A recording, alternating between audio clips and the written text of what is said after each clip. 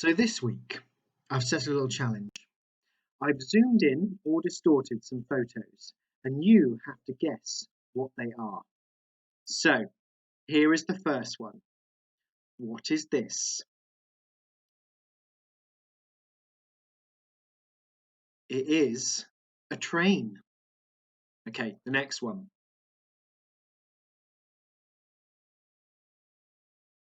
It is a plane. Here's the next one.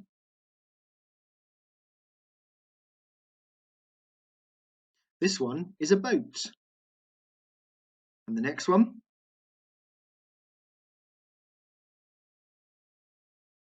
It's a bicycle. And the next one?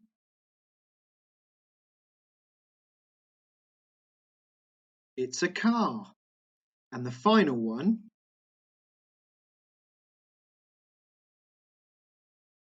Is a lorry. See, all these images represent transport.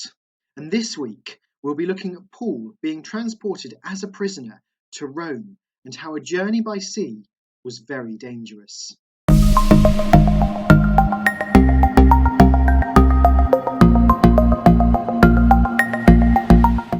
Nathan and I have gone for a bit of an adventure today. Ooh, we're going to try not to fall in, although some of us are finding that easier than others. I'm convinced that before the end of this trip, Jez is going to have fallen in the river. And you see, this reminds me of a story actually. It's of when Paul was in prison and he was being taken to Rome, and he actually ended up in a shipwreck. I quite like that story. That's one where Paul is on the ship for 14 days, and towards the end of their time they think they're coming into land. They go down to check. They try and work out how deep the water is. They go down and I think it's 120 feet deep. And a short time later they check again to the other side, and it's only 90 feet deep.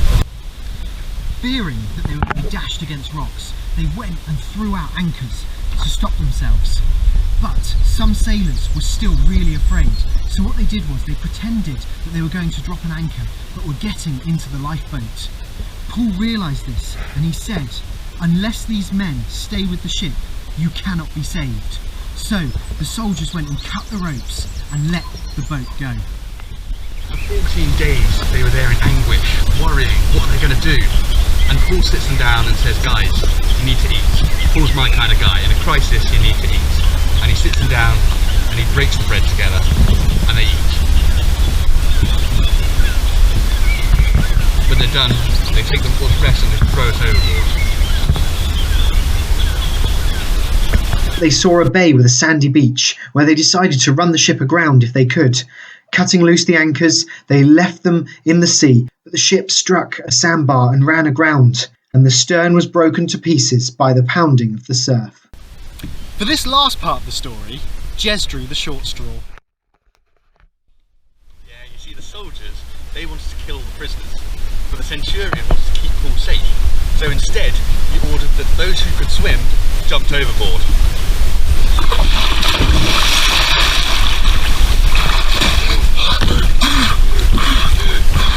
For those who couldn't, they rode in on planks and other bits of the ship. Oh, it's cold! And this way, everyone got in safely.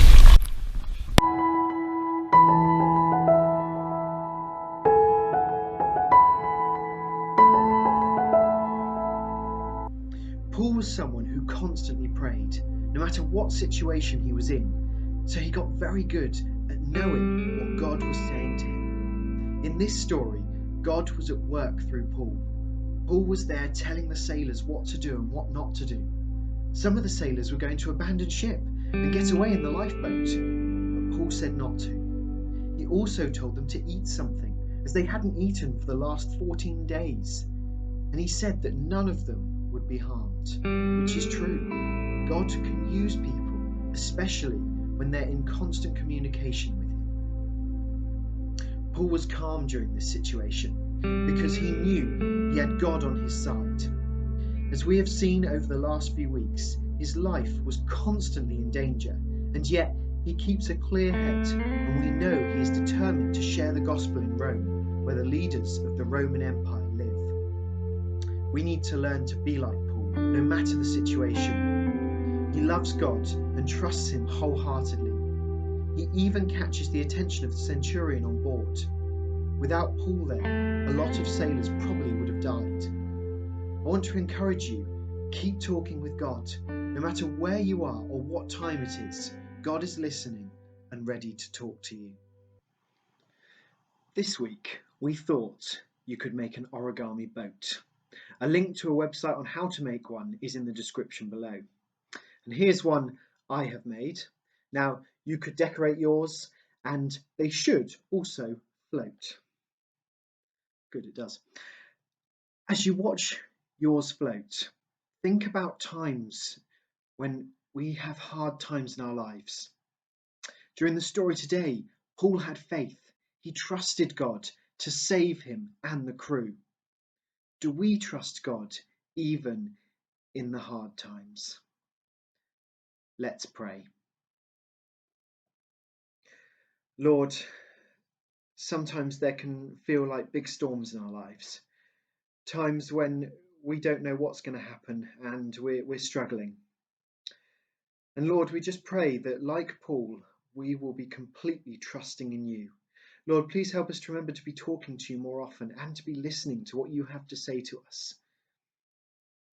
Lord, please help us to remember that Paul was someone who went through so many different trials and he always looked to you for guidance. Please help us to do the same. Amen.